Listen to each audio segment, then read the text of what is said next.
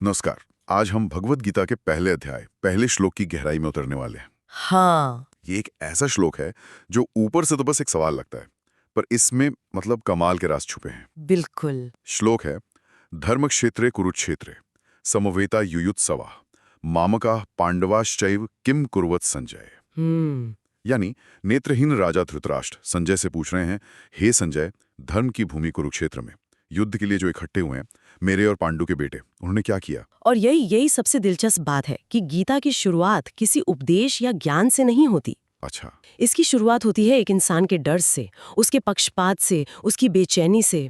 धृतराष्ट्र का ये सवाल ही एक तरह से पूरी समस्या की जड़ है। मतलब हम सच जानते हुए भी उसे कैसे भागते हैं, ये उसकी एक चाबी है। हाँ बिल्कुल। तो फिर चलिए इसकी तह तक चलते हैं।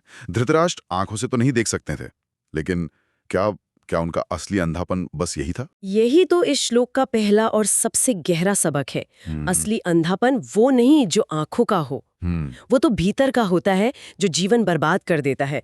धृतराष्ट्र का अंधापन था अपने बेटों के लिए उनका मोह, उनका पक्षपात। अच्छा। वो जानते थे कि उनके बेटे गलत रास्ते पर है, लेकिन इस सच को स्वीकार करने की वो हिम्मत उनमें नहीं थी। ये तो आज भी होता है। मतलब हम सब अपनी जिंदगी में कहीं ना कहीं धृतराष्ट्री तो हैं, है ना? सही बात है। हमें पता होता है कि कोई रिश्ता हमें तोड़ रहा है या करियर का कोई फैसला गलत है, पर हम उसे अनदेखा करते रहते हैं। बिल्कुल। तो अगर धृतराष्ट्र का अंधापन आंतरिक है, तो इसका मतलब ये लड़ाई भी ये सिर्फ जमीन का टुकड़ा कुरुक्षेत्र नहीं हो सकता। आपने बिल्कुल सही पकड़ा। देखिए, श्लोक की शुरुआत में ही कुरुक्षेत्र को धर्म क्षेत्र कहा गया है। हाँ, ये तो है। ये अपने आप में एक विरोधाभास है।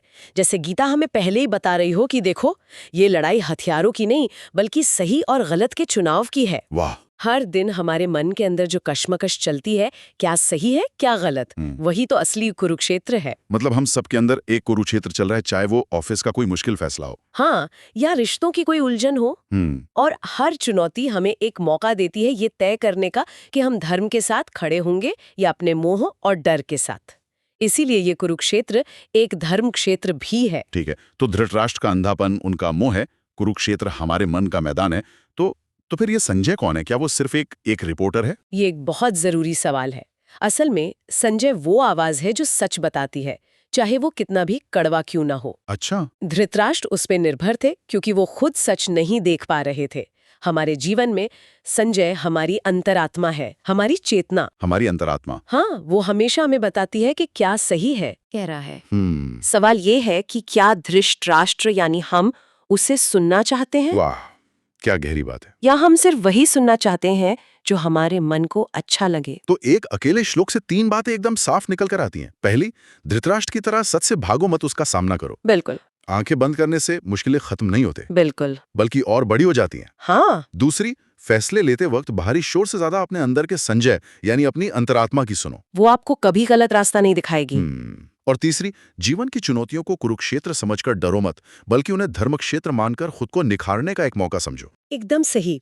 ये श्लोक हमें याद दिलाता है कि असली लड़ाई बाहर की दुनिया से पहले हमारे अंदर लड़ी जाती है। और इस लड़ाई में विजेता वो नहीं होता जिसके पास ज्यादा ताकत होती है, बल्कि वो होता है जिसमें सच देखने और उसे स्वीकार करने की हिम्मत होती है। तो जाते जाते एक सवाल हमारे सुनने वालों के लिए छोड़ जाते हैं। जरूर। अपनी जिंदगी का कुरुक्षेत्र क्या है? और क्या कहीं आप भी धृतराष्ट्र की तरह सब कुछ जानते हुए भी सच को अनदेखा तो नहीं कर रहे? अगर गीता के सिर्फ पहले श्लोक की इस बातचीत ने आपको सोचने पर मजबूर किया है, तो सोचिए आगे की यात्रा कितनी दिलचस्प होगी। बिल्कुल। इस सफर पर हमारे साथ बने रहने के लिए हमारे चैनल को सब्सक्राइब करना ना भूलें। धन्यवाद। जय श्री कृष्ण।